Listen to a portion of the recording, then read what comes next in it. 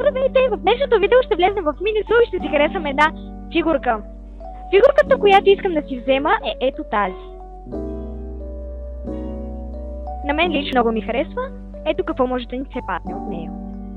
Аз най-много искам да ми се падне ето тази. А сега нека да усетим енергията дали е тя в кутията. Ще се доверя на първия си избор. Сега ще отида да я покажа на сестра ми. Виж я! Харесва ли ти? Мисля, че й хареса. А сега нека да я отворим. Би трябва да е така.